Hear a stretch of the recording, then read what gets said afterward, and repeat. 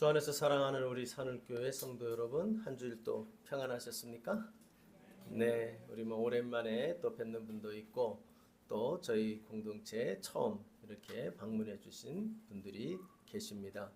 우리 성도들 여러분이 계셔서, 물론 우리 첫째는 하나님이 계셔서, 예수님이 계셔서 행복하고요.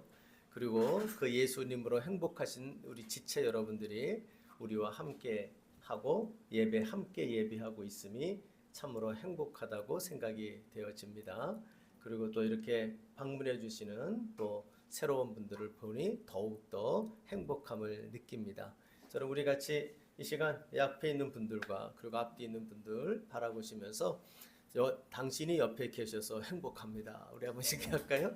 당신이 옆에 계셔서 행복합니다. 네, 잘 오셨습니다. 네. 조금 쑥스럽죠? 인사 그렇게 하니까. 예. 그러나 진심입니다. 저는 진짜 그렇고요. 여러분도 진심이시라고 생각이 되어집니다. 우리 이 세상 살아가는 길이, 오늘 설교 제목이 여러분 보시면 광야길에 대한 설교를 여러분하고 오늘 나누게 될 텐데, 인생길이 광야길이죠. 그래서 이 광야길을 가는 동안에 다른 행복보다도 이렇게 함께 예수 믿고 함께 주님을 찬양하는 내 곁에 계신 여러분들, 지체들이 함께 있다는 것이 얼마나 행복한지 몰라요. 그래서 이 광야길 가는 동안 정말 우리가 서로 옆에 있어주고 서로를 붙들어주고 격려하면서 행복한 그러한 광야의 행진을 해나가는 저와 여러분 되시기를 간절히 바랍니다. 성경을 보면 성경에서 인생길을 크게 인생을 두 가지로 묘사를 많이 합니다. 그 중에 하나는 폭풍 치는 바다예요. 폭풍 치는 바다. 그래서 우리가 폭풍 치는 바다에 대한 설교를 우리가 한번 몇 주 전에 여러분하고 나눴죠. 그래서 우리가 인생을 참으로 예기치 못한 파도와 끊임없는 파도가 쳐서 우리를 가로막는 폭풍 치는 바다로 비유를 하면서, 그 폭풍 치는 바다가 우리에게 가져다 주는 게 뭐냐면, 마가복음 6장 45절 56절을 보면 몇 주 전에 설교를 할 때 제가 시간이 없어 뒷부분을 못했는데, 그 뒷부분에 나오는 얘기가 중요한 얘기가 나와요.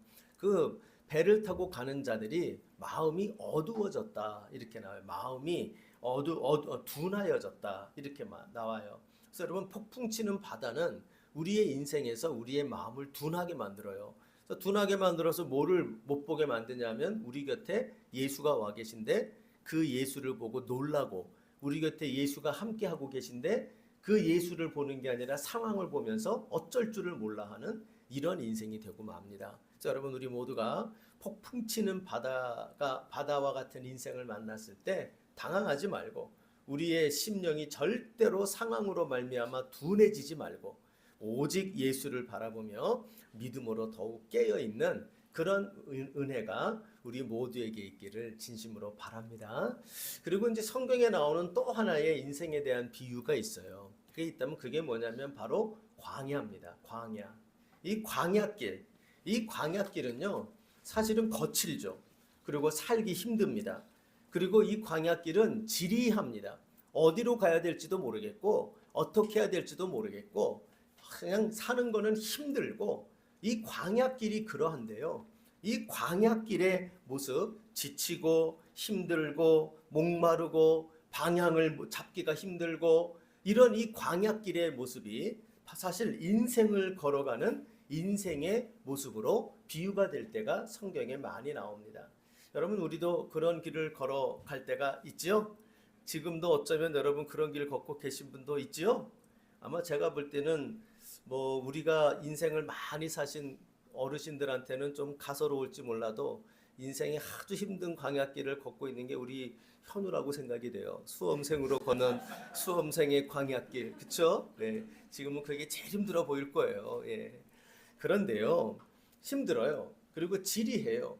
그리고 이러한 길을 가운데 걸어갈 때 우리는 낙심이 될 때가 많아요.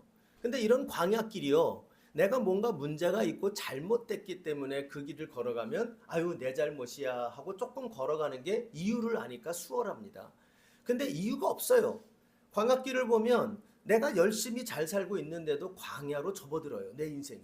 그래서 도대체 하나님이 왜 이러시는지, 나를 이 광야길에 잠깐 뒀다가 빨리 빼주시면 좋겠는데 빼주지를 않고 이 길을 길고 지리하게 계속 끌고 가시는 것을 느낄 때도 있어요.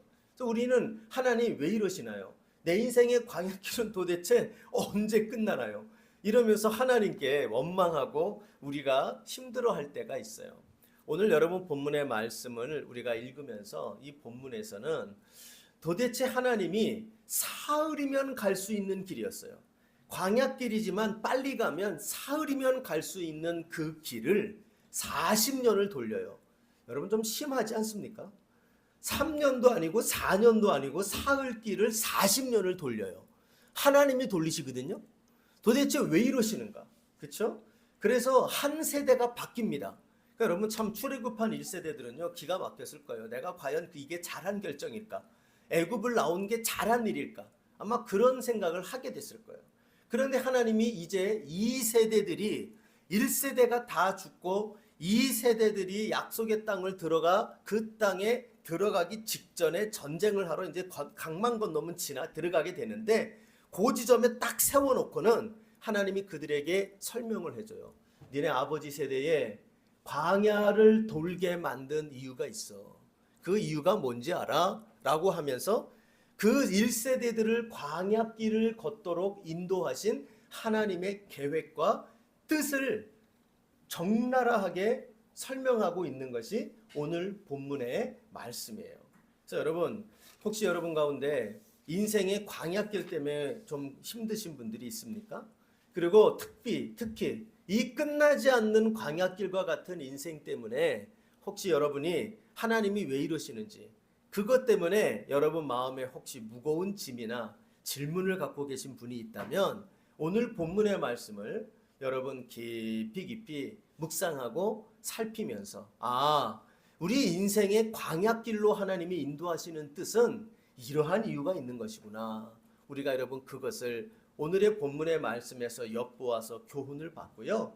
그래서 내가 지금 걷고 있는 광야길이 있다면 이 광야길에서 내가 하나님 앞에 어떻게 이 길을 걸어가야 되겠구나 하는 것을 교훈 받으셨으면 좋겠고, 혹은 또 광야길을 이제 난 다 지났어. 그렇지만 과거에 내가 지나온 그 광야길이 왜 있었는지 모르겠어. 이렇게 해서 해석이 안 되는 분이 있다면 오늘의 본문의 말씀을 통해서 우리가 조금 그 힌트를 얻고 우리의 인생의 광야길이라고 하는 것이 하나님께서 왜 우리에게 그 광야길을 허락하고 그 광야길에서 우리 인생이 배워나가야 될 게 무엇인지를 하나님 말씀의 교훈으로 잘 정리하는 저와 여러분이 되시기를 간절히 바랍니다. 그런 의미에서 오늘 그 말씀의 제목이 한번 같이 읽어볼까요? 자, 오늘 여러분 나누어드린 예배 순서지에 써 있죠? 자, 한번 같이 한번 읽어보죠. 시작. 주께서 우리 인생이 광야길을 걷게 하신 이유. 이거에 대하여 오늘 본문의 말씀으로 저와 여러분이 한번 생각을 해봐야 되겠습니다. 이미 앞에 조금 배경을 말씀을 드렸지만 오늘 본문의 배경은 이러합니다. 이 신명기 자체가 5편의 설교로 이루어져 있어요. 이 5편의 설교는 모세의 마지막 죽기 직전에 그가 이제 죽었다고 알려진 산이 느보산이죠. 이 느보산은 실제로 여러분이 한번 가보시면 그 느보산을 딱 보면 요단강을 가로질러서 그 앞에 평야가 있어요. 그 여리고 평야입니다. 그 평야가 이렇게 눈에 보입니다. 그래서 그 요단 땅을 바라보면서 하나님이 그랬잖아요. 모세야 너는 그곳에 못 들어가. 그래 내가 보게 해줄게. 해가지고 그 땅을 보게 해주시거든요. 또 그 땅을 바라보면서 아마도 그 백성들에게 했을 마지막 설교가 5편의 설교가 들어가 있는 것이 이 신명기였을 것이다 라고 모든 학자들이 이야기를 그렇게 합니다. 그러니까 이것은 바로 이제 그러면서 이제 설교를 하는 겁니다. 이제 2세대들에게 하는 거죠. 그 자식 세대들이 이제 너희들이 그 땅을 들어가는데 들어가기 전에 너희들에게 내가 해야 될 마지막 유언과 같은 설교가 있어 라고 하면서 설교하는 내용이에요.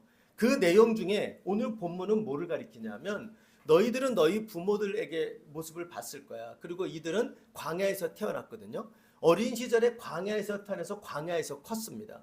그러니까 이게 뭐야? 출애굽해서 애굽에서 왔다며 우리는 왜 광야에서 헤매고 다니는 거예요? 그들은 궁금했을 거예요. 그러면서 이제 저 약속의 땅을 들어가기 전에 이제 하나님께서 이 광야를 하나님이 지나오게 한 이유가 무엇이고, 이 광야를 지나오는 인생의 여정을 통해서 하나님이 너희들을 무엇 하기 위하여 이렇게 했는지를 명심하고 그 교훈을 가슴에 딱 새기고는 너희들이 그 약속의 땅으로 들어가라, 이렇게 이야기하고 있는 내용인 것입니다. 그래서 여러분, 오늘 본문에는 그 1세대, 너희 앞세들 부모 세대가 광야를 40년 동안 하나님이 머물게 하셨던 이유가 거기에 나오고 있습니다. 이제 그것들을 하나씩 우리가 좀 살펴보면요. 먼저 첫 번째로 하나님이 이들에게 광야로 인도하신 제일 중요한 그 목적을 한마디로 설명하는 것이 있어요.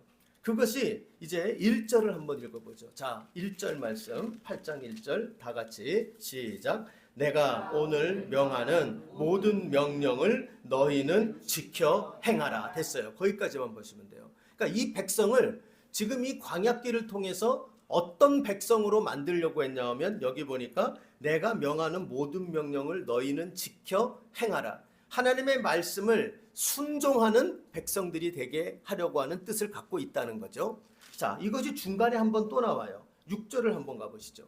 자, 6절 다 같이 읽어봅니다. 시작. 내 하나님 여호와의 명령을 지켜 그의 길을 따라가며 그를 경외할지니라. 자, 이 백성을 이끌어 이 백성에게 얘기하는 또 하나가 여기에 추가가 되죠. 앞에 1절의 명령은 반복이 되죠. 내 하나님 여호와의 명령을 지켜까지는 똑같아요. 그렇죠? 그런데 그러면서 그 다음에 추가되는 게 뭐죠? 그를 경외할지니라. 하나님을 두려워할 줄 알고 경외하는 자가 되어야 한다. 이렇게 얘기를 합니다. 자, 그리고 난 다음에 이 광야의 길을 걷게 하신 또 하나의 목적이 한 번 더 나오는데요. 11절을 한번 가서 읽어보죠. 자, 11절 말씀 다 같이 읽읍시다. 시작. 내가 오늘 내게 명하는 여호와의 명령과 법도와 규례를 지키지 아니하고 내 하나님 여호와를 잊어버리지 않도록 삼갈지어다. 아멘. 그러니까 지금 이 세 절은 말이에요. 앞부분에, 그리고 중간 부분에, 그리고 마지막 부분에 이 광야의 40년에 대한 이야기를 이야기하면서 중간에, 처음에, 중간에, 마지막에 똑같은 교훈을 반복적으로 말해요. 그러니까 이게 뭘 말하냐 하면, 이 광야길을 통해서 하나님이 이스라엘 백성들을 광야길로 돌린 이유를 한 가지를 반복적으로 설명하는 거예요. 그게 뭐죠? 하나님의 순종, 하나님께 순종하고 그 하나님을 잊어버리지 말고 경외할 줄 아는. 자, 여러분, 순종함과 경외함이라고 하는 이 두 가지는 사실은 여러분에게 나중에 이제 출애굽기를 볼 일이 있으면 보겠습니다만, 하나님이 출애굽기에 나타나는 두 가지 주제예요. 하나님께 순종하고 하나님께 그 예배하는 자가 되는 것. 이것이 결국 뭘 말하냐면 하나님의 백성의 두 가지 본질이에요. 두 기둥. 하나님의 백성은 하나님께 순종하는 자예요. 하나님의 백성은 하나님을 두려워하며 예배하는 자가 되는 거예요. 그러니까 여러분, 이 이야기를 딱 정리해 보면 우리는 이렇게 알 수 있어요. 하나님이 광야에 40년 동안 이스라엘 백성을 돌린 이유가 있는 거예요. 그게 뭐냐면 하나님의 백성을 하나님의 백성답게 하는 거예요.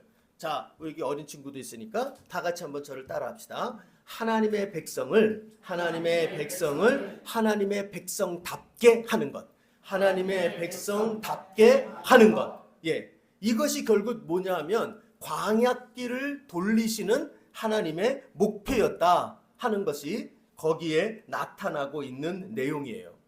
여러분, 이스라엘 백성은 출애굽하기 전에 애굽 땅에서 400년을 살았죠. 그러니까 자기들이 하나님의 백성이 어떤 존재인지를 몰라요. 어떻게 살아야 되는지를 몰라요. 구원은 받았거든요. 구원 받았으니까 그들은 하나님의 백성이라는 신분은 받았어요. 근데 하나님의 백성이라는 신분만 있지 하나님의 백성답게 사는 게 뭔지를 몰라요. 그러니까 하나님이 어떻게 하냐면 하나님의 백성으로 그를 구원해 놓고 그 구원의 신분을 가진 자들이 하나님의 백성다워지도록 만들어서 그 다음에 어떻게 하는 겁니까? 하나님의 약속의 땅으로 그들을 집어넣게 되는 거예요. 하나님의 이 계획이 그들에게 있었던 겁니다. 그래 여러분, 우리는 하나님이 광야길을 걷게 하신 제일 중요한 목적이 바로 뭐라고 생각해야 되냐면 하나님의 백성다워지는 것이에요. 하나님의 백성다워지는 것, 이것을 위해서 하나님은 우리를 광야길로 들어가게 하신다 하는 것이 오늘 본문에 나와 있는 내용의 그 요점이라는 걸 우리가 알게 되어져요. 여러분, 우리가 때때로 광야길 같은 데 들어가죠. 여러분 원하는 인생길로 가는 분 여기 아무도 없을 거예요. 그렇죠? 내 인생이 왜 이런 광야로 접어드나, 이 광야에 나를 들어가도록 만드시는 하나님, 나를 골탕 먹이시나 왜 이러시는가? 여러분, 거기에 대하여 한 가지 답을 분명히 드리면요, 하나님은 나를 골탕 먹이는 게 아니라 하나님은 나를 하나님의 백성답게 만드시기 위하여 우리에게 광야의 길을 접어들게 하신다. 여러분, 이것이 성경이 가리키는 피할 수 없는 명확한 내용이라고 이야기할 수가 있어요. 근데 여러분, 사실은 이것을 우리가 또 명심해야 될 이유가 있죠. 그건 뭐냐면 하나님이 우리를 구원하시는, 구원받은 백성들에 대한 하나님의 비전이에요. 하나님의 비전. 여러분, 제가 청년 사역을 할 때 청년들이 저에게 많이 물어보는 질문 중에 하나가, 하나는 결혼에 대한 문제였어요. 물론 정년기니까 그렇죠. 그래서 이 남자와 결혼할까요 말까요? 네가 알아서 기도하고 해. 뭐 이러지 저한테 와서 늘 물어봐요. 심지어는 와가지고 이 남자하고 결혼하는데 날짜를 잡아주세요. 뭐 이런 것도 얘기해요. 너 편한 날, 뭐 세상 사람들이 손 없는 날 찾는데 손 있는 날 너는 해. 뭐 이러면서 제가 얘기를 합니다. 싸니까. 예. 뭐 이런 얘기를 해요. 또 하나 많이 물어보는 게 비전이에요. 하나님, 내 인생의 비전이 뭘까요? 하나님이 내가 어떻게 살기를 바랄까요? 이 직장 가는 게 비전일까요? 어떤 직업을 가지면 좋을까요? 하나님의 비전이 중요하게 있어요. 그럼 제가 오면 늘 읽어주는 구절이 있어요. 여러분, 우리도 한번 찾아보죠. 데살로니가전서 4장 3절이에요. 데살로니가전서 4장 3절. 자, 앞에 자막이 친절하게 아마 준비가 됐을 거예요. 다 같이 읽어봐요. 시작. 하나님의 뜻은 이것이니 너희의 거룩함이라. 됐어요. 한 번만 더 크게 읽어봐요. 거기까지만. 시작. 하나님의 뜻은 이것이니 너희의 거룩함이라. 예. 성경에 이런 표현이 별로 많지가 않아요. 무슨 말이냐면 하나님의 뜻은 이거야 라고 명확하게 말해주는 구절이 많지가 않은데, 그 몇몇 구절 중에 하나예요. 그게 뭐냐? 하나님이 내 인생을 향한 뜻이 있어요. 하나님이 나를 구원하신 이유가 있어요. 내 인생에 하나님이 보고 싶어하는 게 있어요. 그게 뭐라고요? 거룩함이에요. 거룩함이라는 거는 뭡니까? 하나님의 우리의 인생에 대한 비전이요. 이것은 다시 말하면 하나님의 백성다움이에요. 이게 하나님이 우리의 인생을 향한 비전이라고요. 또 데살로니가전서 4장 7절도 거기 보면 이렇게 나오는데요. 자, 거기다 한번 열어봐 주세요. 자, 다 같이 읽어봐요. 시작. 하나님이 우리를 부르심은 부정하게 하심이 아니요 거룩하게 하심이니.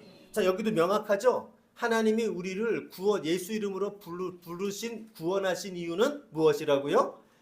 거룩하게 하심이라. 그러니까 여러분, 하나님이 우리를 구원해서 우리에게 바라시는 하나님의 비전이 있어요.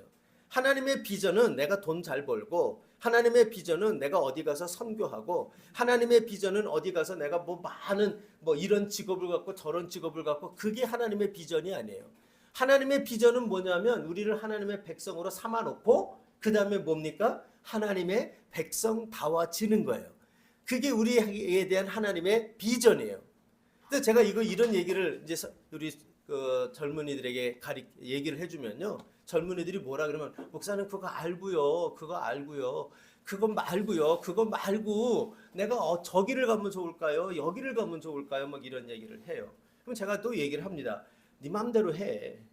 근데 중요한 건 하나님의 비전은 너의 성공이 아니고, 너의 성공이 하나님의 비전이 아니고, 하나님의 비전은 네가 하나님 백성 다워지는 것이야.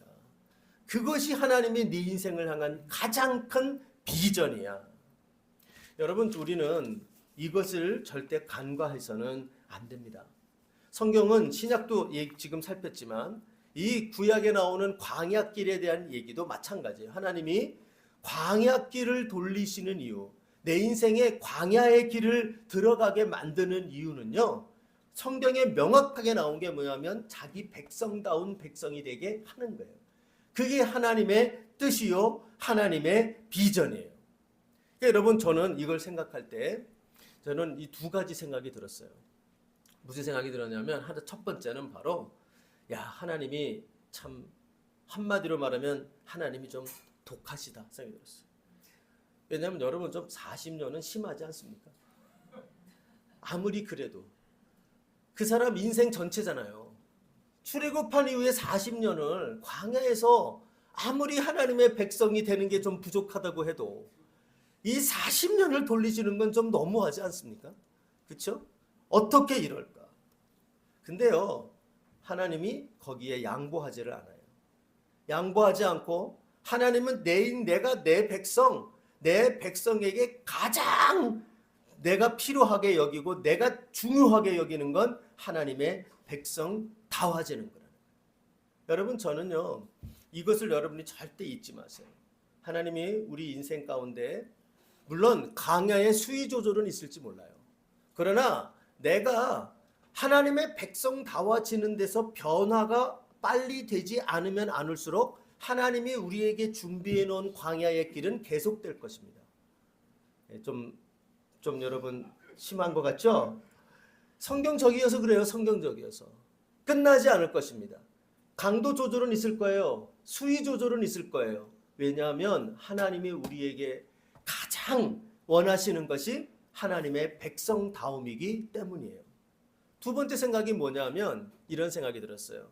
내 인생에 제일 좋은 거는 하나님 백성다워지는 일이구나. 이걸 느끼게 됐어요. 왜냐하면 하나님이 우리를 복주기를 원하거든요. 하나님이 우리에게 제일 좋은 걸 주시기를 원하거든요. 여러분 이거 믿으시죠?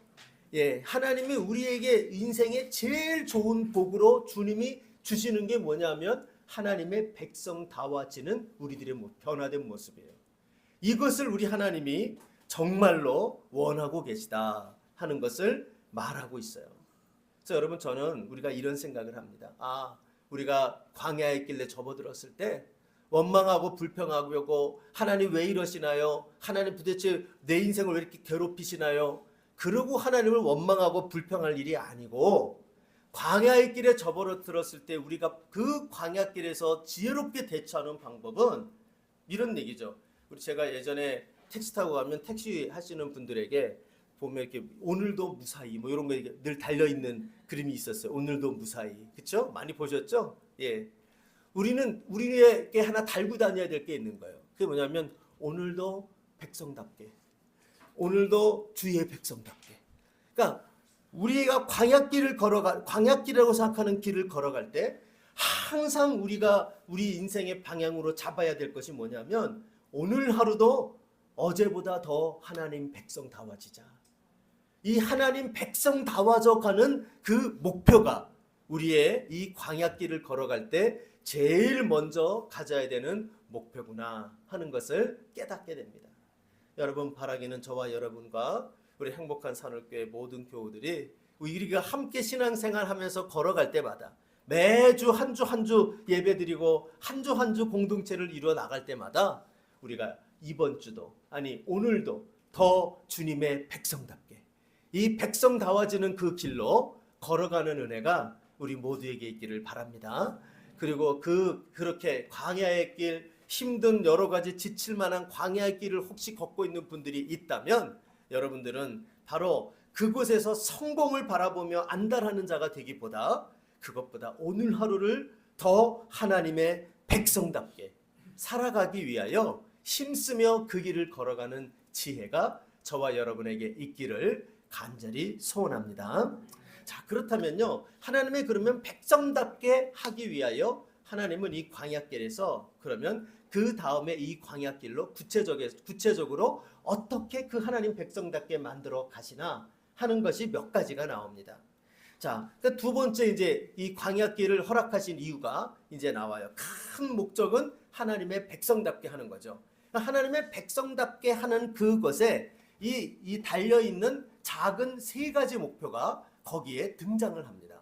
그 중에 하나님의 백성다워지는 게 뭐냐라고 말하면 이 광야길을 통해서 하나님의 백성답게 만드는 그 첫 번째 모습이 뭐냐면 그게 바로 보다 더 겸손하게 만드는 거예요. 겸손하게 만드는 거예요. 하나님의 백성답게 하기 위하여 하나님이 광야길을 주시는데 이 광야길을 주시는 그 두 번째 목적이 여기 나오는데 그게 바로 낮추심이에요. 낮추심. 자, 여러분 여기에 대한 이야기가 2절에 나오죠. 자, 2절 말씀 한번 같이 읽어봅시다. 다 같이 시작.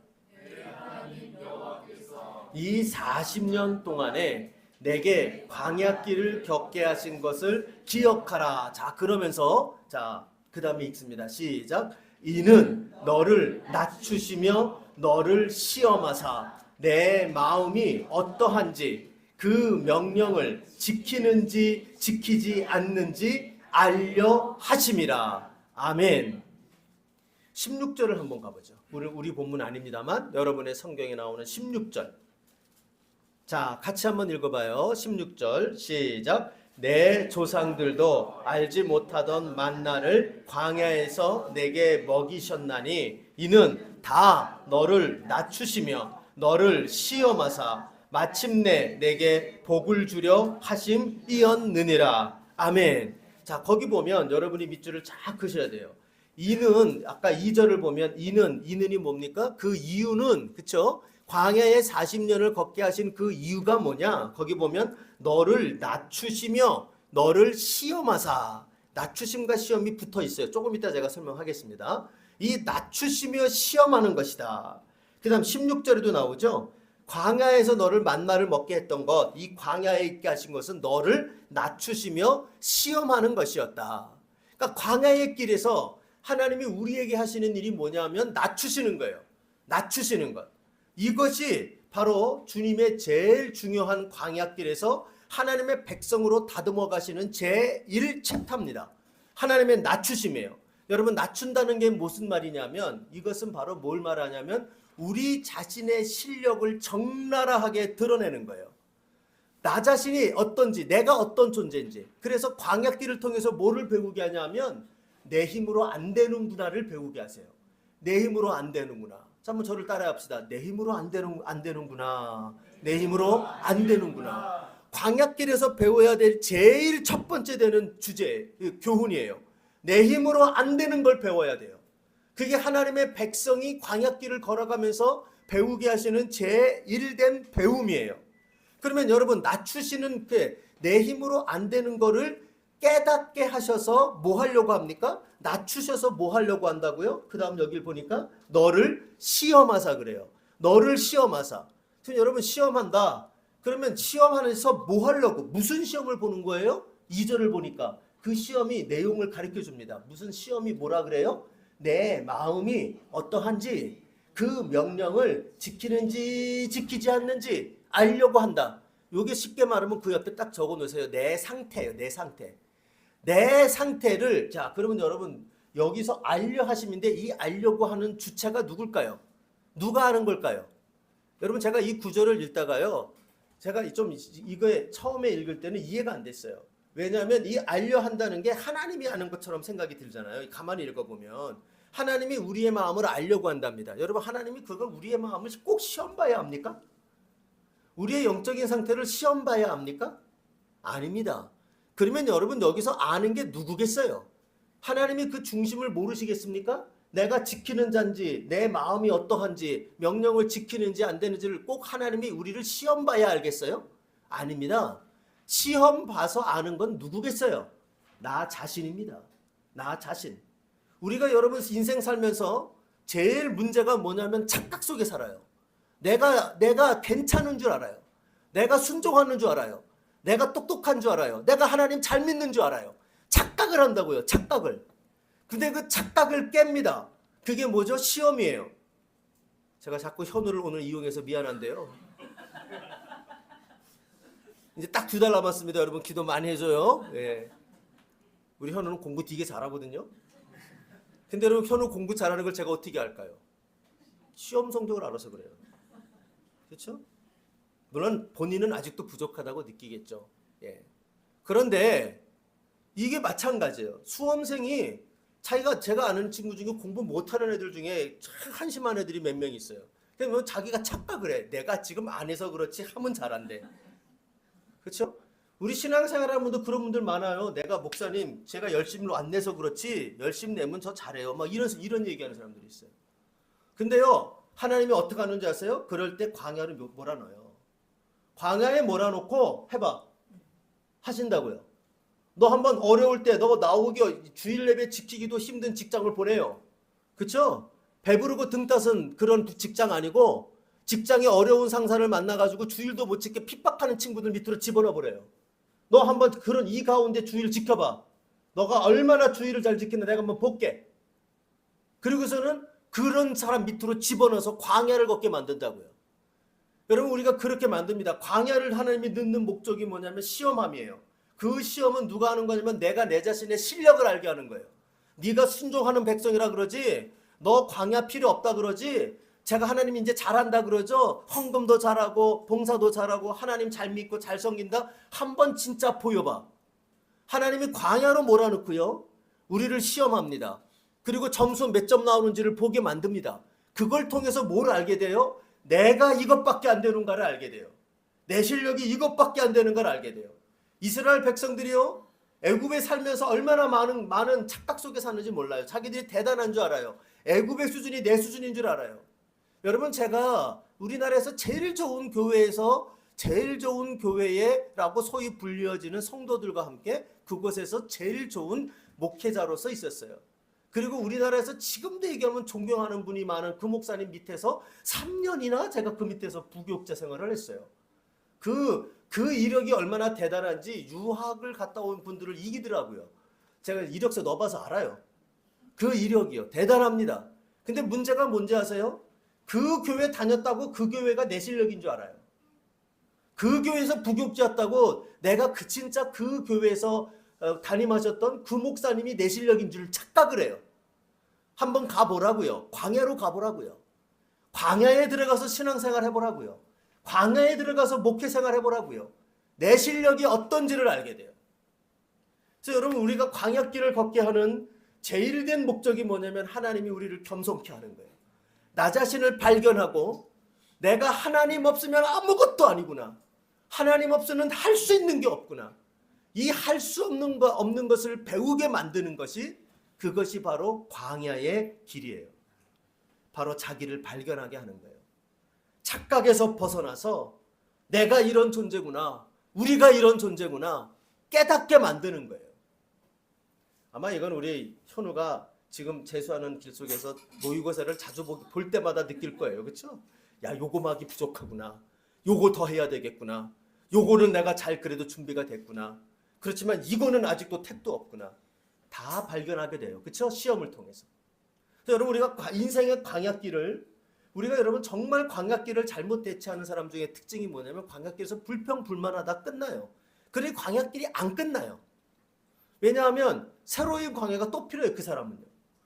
근데 광야길 속에서 빨리 벗어나는 방법이 뭐냐? 하나님하고 나하고 관계라면 빨리 보충하는 거예요. 깨닫는 거예요. 내가 이게 부족하구나. 이게 안 되는구나. 그래서 여러분 광야길이라고 하는 것을 하나님이 우리에게 주시는 이유는 나 자신이 실력을 발견하고 하나님 앞에서 낮추고 겸손해지게 만드는 것이 그것이 바로 광야길에 접어들게 하시는 제1된 하나님의 목표예요. 사랑하는 여러분, 우리가 인생의 광야길을 걷고 있는 분들이 계십니까? 빨리 더 교만했던 것을 벗어나셔서 주님 앞에 더욱 겸손한 자로 나 자신을 발견하고 속히 더욱 겸손한 자리로 나아가시는 그런 은혜가 우리에게 있기를 간절히 바랍니다. 이것이 광야길을 걷게 하시는 우리 하나님의 구체적인 첫 번째 이유예요. 두 번째 이유가 나옵니다. 하나님께서 우리를 광야길을 걷게 하는 두 번째 목적은 바로 뭐냐면 보다 더 성숙하게 하는 것입니다. 성숙하게 한다는 게 뭐냐? 다시 말하면 믿음으로 살아가는 것을 배우게 하시는 거예요. 내 실력으로는 안 되고요. 믿음으로 사는 것이구나 하는 걸 배우게 만드는 것이 그것이 바로 광야의 길이다 하는 걸 알게 돼요. 3절 4절을 보죠. 3절 4절 같이 한번 읽어봅니다. 다 같이 읽어봅시다. 시작. 너를 낮추시며 너를 줄이게 하시며 또 너도 알지 못하며 내 조상들도 알지 못하던 만나를 내게 먹이신 것은 사람이 떡으로만 사는 것이 아니요 하나님의 입에서 나오는 모든 말씀으로 사는 줄을 내가 알게 하려 하심이라. 3절 여러분 뒷부분의 그 구절 중요해요. 사람이 떡으로만 산다라는 게 뭐냐면 내 실력으로 사는 것이 아니라 사람이 내 실력이 필요 없다는 거 아니에요. 인생이 내 실력으로만 사는 것이 아니라는 거예요. 그것만이 아니라 뭐라고 말해요? 믿음이라는 거예요. 여호와 하나님이 주시는 것에 대한 믿음, 그 믿음으로 사는 법을 배우게 하려 하는 것이다. 믿음으로 사는 법을 배우게 하는 것이 그게 바로 광야이다 라는 거예요. 그러면서 그 예를 들어줍니다. 4절을 가보세요. 자, 다 같이 읽어봐요. 시작. 이 40년 동안에 내 의복이 헤어지지 아니하였고 내 발이 부르트지 아니하였느니라. 여러분, 이게 무슨 얘기냐면 광야에 갔는데 40년 동안 있는데 어떤 일이 생겼어요? 이 왜 광야를 나를 걷게 하셨어요? 그러면서 울면서 왔는데 40년을 지나와서 봤더니 어떤 일이에요? 굶어 죽을 사람 하나도 없어. 40년 동안에. 여러분, 인구가 얼마나 되냐면 뭐 정확한 인구는 몰라요. 어떤 성경 본문에는 600만이라고 그러고 어떤 데는 60만이라고 그러고 그래요. 적게 잡아봅시다. 60만이라고. 근데 여러분, 60만이 40년 동안 그 살아오면은 그 비용이 얼마나 들 것 같으세요? 제가요 2019년에 통계낸 걸 한번 봤어요. 2019년에 통계를 보니까 뭐가 있냐면은 어린아이가 커가지고 대학 갈 때까지 들어가는 비용 한 아이한테 우리나라로 따지니까 그게 얼마가 나오냐면 약 4억 원이 나와요. 평균 약 4억 원. 이게 부자들은 더 많습니다. 근데 가난한 분은 더 낮고요. 근데 최소가 2억 8천 정도 나오고요. 평균을 잡으니까 1인당 한 4억이 들어요. 자, 여러분, 한 4억 들었다 칠까요? 4억이 60만 동안 60만을 40년 동안 하면 얼마나 들 것 같아요? 4억을 갖고. 여러분, 그 계산을 제가 대충 해보니까 얼마 나오냐면 이게 맞는지 모르겠지만 한 2,400조 이상이 들어가는 거예요. 광야에서요, 여러분 60만의 인구를 40년 동안 먹이고 입혀서 지금 아무 문제 없게 하려면 들어가는 비용이 수천조가 들어간답니다. 수천조. 그렇죠? 이런 비용이 감수가 되는 게 광야에서 들어간 비용이에요. 자기는 불평했다고요. 광야가 이게 뭐예요? 왜 나는 이런 데서 사는 거예요? 왜 이렇게 어려움이 안 끝나는 거예요? 나의 인생은 이게 뭐예요? 이랬는데요. 그 광야길 동안 뒤돌아보니까 굶어 죽은 사람 없지. 여기 보니까 그 다음 뭐래? 의복이 헤어졌다. 옷이 없어가지고 뭐 지저분한 옷 입고 사는 사람 없지. 여기 발이 부르트지 않았다. 뭐죠? 신발이에요. 신발 없어가지고 발 부르튼 사람 없지. 먹이고 입히고 그리고 그를 살게 하고 광야길을 이끌어서 여기까지 오게 만든 것. 광야길에서 배운 게 뭐냐면 내 힘으로 되는 거는 하나도 없는데 하나님의 힘으로 다 살았어요. 이게 광야길에서 이스라엘이 배워야 됐던 거예요. 그러니까 광야길은 배움의 장소예요. 내 힘으로 안 되는 거를 배우고 그 다음에 배우는 게 뭐냐면 하나님이 먹이셨구나. 하나님이 입히셨구나. 하나님이 도우셨구나. 하나님이 나를 먹이고 입히셔도 사라지는구나. 이것을 하나님을 의지하여 사는 법을 배우게 하는 것이 광야길이라는 거예요. 이게 여러분, 우리가 인생에서 이 광야에 들어가서 지나가는 동안 우리가 정말 배워야 되는 게 뭐냐면 바로 이 믿음으로 사는 것을 배워야 된다는 거예요. 그래서 우리는 광야길에서 어리석은 사람들이 뭐냐면 자꾸 광야길에 들어갔다고 실패했다고 생각해요. 내 인생은 망했다고. 광야길이 아니라 고속도로 달리고 있는 사람들을 보면서 저 사람들은 성공했고 나는 실패했다. 그렇습니까? 아니요. 하나님이 그런 분이 아니에요. 하나님은 우리를 광야길에 두신 이유는 딱 한 가지예요. 네가 나를 의지하여 사는 법을 배우고 믿음으로 사는 법을 익혀야 되겠다는 거예요. 그래서 우리로 하여금 뭘 배우게 합니까? 진짜 하나님의 백성이 하나님을 의지하여 사는 법을 배우도록 만드는 게 광야예요. 그러니까 여러분, 아까 그랬어요. 광야를 지나갈 때 지혜롭게 지나가는 방법. 첫째, 방향 설정을 분명하게 했어요. 하나님의 백성다워지기로 작정하라고요. 그러면서 어떻게 해요? 더 그 밑으로 구체적인 과목으로 내려와서 첫째로 해야 될 게 뭐냐? 바로 보다 겸손해지는 거예요. 내 힘으로 안 되는 거를 배워야 돼요. 빨리 내 힘으로 안 된다는 것을 인정하라고요. 그게 광야길에서 해야 될 제1된 모습이에요.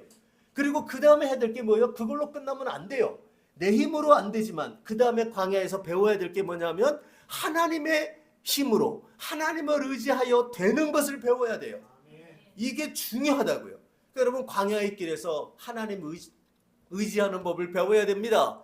기도하지 않던 사람이 하나님께 매달려 기도할 줄 알아야 되고, 말씀 한 장 보지 않던 자들이 말씀에 은혜 없으면 살 수 없는 말씀과 동행하는 법을 배워야 되고, 예배 그까짓 거 시간 있을 때는 예배 드리고 조금 바쁜 일 있으면 빠지고 놀다가 대충 그까 있고 대충 그냥 예배 드리고 살던 사람이 아니요 나는 예배 없이는 못 살아, 하나님께 나아가 예배하지 않으면 살 수 없는 사람으로 바뀌어 나가는 거예요. 그게 여러분 바로 하나님을 의지하고 사는 법을 배워나가는 게 광야길이어야 된다고요. 제가 안타까운 사람들이 가끔 광야길로 하나님이 넣는데, 어떻게 하냐면 기도 안 하던 사람들이 하나님이 광야길에 넣었어요. 왜 넣었을까요? 기도하라고. 그런데 어떻게 하냐면 삐져가지고 가끔 기도하던 사람이 아예 기도를 때려쳐. 예배자도 마찬가지예요. 하나님이 광야로 넣거든요. 그럼 제 눈에 보입니다. 저 사람 광야로 지금 들어가니까 하나님이 저 사람을 부르고 있는 건데, 하나님이 저 사람 더 열심 내라는 얘긴데, 더 하나님께 가까이 오라는 부르심인데, 삐져가지고 등 돌리고 나오지도 않아요. 이 유튜브 시대는 더 그게 심해졌어요. 왜냐하면 교회 그까이 거 안 나오고 이걸로 보면 되니까. 교회요? 어떤 특정 교회 매이지 말고 내가 좋은 교회 돌아다니면 되니까. 아주 아무렇지도 않게. 그리고 지금은 훨씬 죄책감도 없어요. 그런 거에 대해서. 그러니까 그런 시대가 됐어요. 교회가 다 흩어지게 됐어요. 편리한 신앙으로 더 극도로 달려가게 됐죠. 사랑하는 여러분, 저는 두려운 게 뭐냐면 하나님이 사랑하면 광야로 불러요. 그거 고치는 방법 광야밖에 없어요.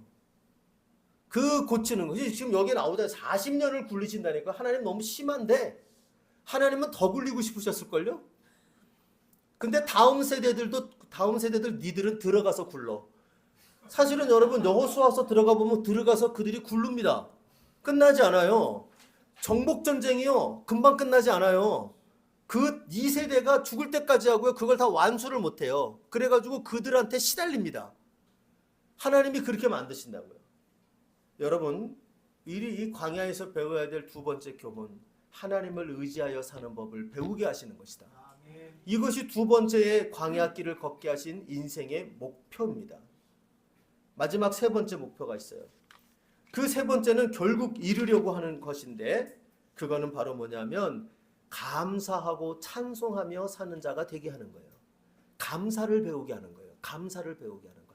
자, 그 내용이 어디 나오냐면, 여러분 이제 7절 이후로 오늘 본문을 읽어보면 7절 이후로 10절까지 그 땅에, 그러나 그 광야길을 거쳐서 결국은 도달하게 될 것에 대한 이야기를 해요. 그 땅이 그리고 얼마나 복된 땅인지를 설명을 해줘요. 근데 주님의 목표가 있어요. 그 땅에 들어가서 니들이 누리는 게 목표가 아니에요. 하나님의 마지막 목표가 10절에 나와요. 자, 다 같이 읽어봐요. 10절 시작. 내가 먹어서 배부르고 내 하나님 여호와께서 옥토를 내게 주셨으므로. 우리는 여기가 목표인 줄 안다고요. 배부르고 옥토를 가졌다. 좋은 집과 좋은 재산을 가지는 게 목표인 줄 알아요. 근데 그게 하나님의 목표가 아니에요. 목표가 그 다음에 나온다고요. 자, 그 다음 계속 볼까요? 말미암아 그 다음에 나오는 게 그를 뭐하랴? 찬송하리라. 결국은 그 자리예요. 무슨 얘기냐면 광야길을 걸어오지 않고 이거를 그냥 가잖아요. 그러면 어떤 일이 생기냐면 17절을 가보세요. 14절을 가보세요. 광야길을 거치지 않으면 이들이 어떻게 되느냐. 14절 시작. 내 마음이 교만하여 내 하나님 여호와를 잊어버릴까 염려한다. 무슨 말이냐. 그들이 성공의 눈이 어두워져서 하나님을 금방 잊어버리게 된다는 거예요. 17절을 가보세요. 자, 17절 다 같이 시작. 그러나 내가 마음에 이르기를 내 능력과 내 손의 힘으로 내가 이 재물을 얻었다 말할 것이라. 무슨 얘기예요? 광야를 거치지 않았을 때예요. 광야를 거치지 않고 이들이 이것을 얻었을 때 어떤 일이 생기느냐? 자기 능력으로 얻은 거예요. 내 힘으로 얻은 거예요. 이렇게 된다는 거예요. 그런데 하나님이 어떻게 하는 거예요? 광야를 거쳐서 얻게 만들어요. 그러니까 어떻게 돼요? 이게 내 거가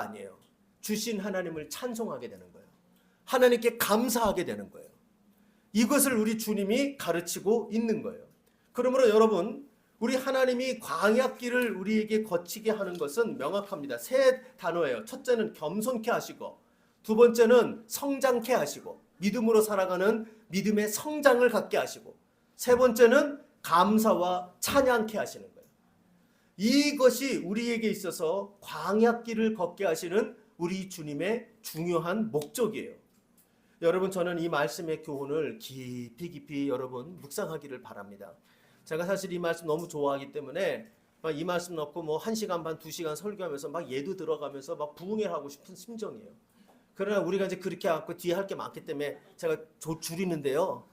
여러분 꼭 기억하세요. 하나님이 광야의 길을 걷게 하시는 것, 망하게 하시는 게 아닙니다. 광야의 길을 걷게 하시는 것은 우리를 하나님의 백성답게 하시려는 하나님의 비전 때문에 그 길로 인도하시는 겁니다. 그러니까 광야에 들어가면 빨리 엎어져서 하나님 붙잡고, 하나님, 내가 하나님 백성 다워져야 될 부분이 어디예요? 가르쳐 주세요. 기대하며 광야의 길을 걸어가세요. 그리고 광야의 길에서 하나님의 백성답게 만드는 것 낮추시는 거예요. 하나님이 내 힘으로 안 되는 거 배우게 하시는 거예요. 그리고 그것으로 끝나면 안 돼요. 하나님을 의지하는 법을 배우게 하세요. 하나님이 주시는 것으로 살아가고 하나님이 주셔야 된다는 걸 인정하며 하나님께 대해 믿음으로 살아가는 삶이 성숙하게 하세요. 그리고 그 성숙의 마지막 지점이 뭡니까? 감사예요. 교만하지 아니하고 감사할 줄 아는 자. 그죠? 이것도 감사, 저것도 감사. 왜요? 광야를 생각해 보면 다 감사야. 그렇지 않습니까? 그렇죠? 광야를 생각해 보라고 다 감사. 제가요, 제 목회 생활 중에요, 아마 우리 좀 어려운 때를 지나오고 있잖아요. 그렇죠? 참 어려운 길을 지나오고 있거든요. 근데 제가 하나 이 말씀을 묵상하면서 제가 배우게 된 게 있어요. 그게 뭐냐면 제가요, 웬만해서는 감사를 잃어버리지 않게 생겼어요. 목회하는 날 동안에. 왜요? 어려운 광야길을 돌아보면 그 광야길에서 하나님이 우리에게 주셨던 은혜, 또 여러분을 통해서 주셨던 은혜, 또 우리와 함께 하면서 얻었던 은혜, 이거를 생각해 보면 우리가 교회를 앞으로 어떤 교회로 하나님이 만들어 줄지 모르지만 그 교회를 만들어 주실 때마다 뒤돌아보면 우리는 이때를 돌아보며 감사하게 될 거예요. 아유, 감사하네. 아유, 고맙네. 뭐 이런 일들이 우리에게 너무나 많아질 거예요. 여러분, 광야는 우리로 하여금 감사를 잃어버리지 않게 만드는 하나님의 기가 막힌 장치죠. 여러분이 광야길을 귀하게 여기시는 우리 모두 되길 바랍니다. 그 길이 여러분을 끊임없이 찬송과 감사할 수 있는 인생으로 여러분을 만들어 주실 겁니다. 말씀을 마무리하십시다. 우리 오늘 주신 말씀을 기억하며, 우리 중에는 아직도 광야길을 걸어가고 있죠? 우리 현우 얼마 안 남았는데 잘 걸어가라. 잘 걸어갈 거예요. 현우만이 아니죠? 우리가 안에 경제적인 어려움으로, 또 가정의 어려움으로, 관계적인 어려움으로, 우리 교회 너무 좋은데 그래도 어찌됐건 우리 교회도 여러 가지 헤쳐나가야 될 광야가 많이 있어요. 그렇죠? 그런데 이때를 걸어가면서 우리가 어떤 것을 배워야 하는가, 오늘 말씀으로 정리했습니다. 우리 교회로 얘기하면 보다 더 주님이 교회다운 교회로 우리를 만들어 가시기 위하여 광야길을 허락하신다는 걸 기억하시고, 정말 교회 같은 교회, 좋은 교회, 정금 같은 교회가 우리 교회가 이루어지기를 위해서 이 강야와 같은 시간들을 잘 걸어가는 우리 모두가 되기를 바랍니다. 보다 더 겸손해집시다. 우리 힘으로 안 되는 걸 하나님 앞에 다 인정합시다. 그리고 하나님 더 많이 의지합시다. 이전보다 더 많이 기도하고요, 이전보다 더 뜨겁게 예배하고요, 이전보다 더 서로 사랑하고요. 그렇게 하면서 우리 하나님 의지하며 행복해지는 법을 배워갑시다. 그리고 우리 하나님께 감사를 잊어버리지 맙시다. 돌아봅시다. 광야를 돌아보며 항상 감사할 줄 아는 이런 은혜가 우리에게 있기를 간절히 소원합니다. 우리 오늘 이 말씀의 교훈을 생각하면서 여기에 모인 우리 주의 은총 받은 자여라, 제 가사를 불러드릴 테니까 우리 공동체적으로 또 여러분의 개인적으로 광야의 길을 걷고 계신 분이 있다면 낙심하지 마시고 하나님 이 길을 믿음으로 잘 걸어가게 해주십시오. 그리고 하나님 승리하게 감사의 자리에 이르도록 우리를 도와주십시오. 우리 같이 이렇게 소원하는 마음으로 함께 찬송으로 기도하고 고백합시다. 우리가 이 광야길을 잘 걸어가기를 소망하면서 같이 이 찬송 부르겠습니다.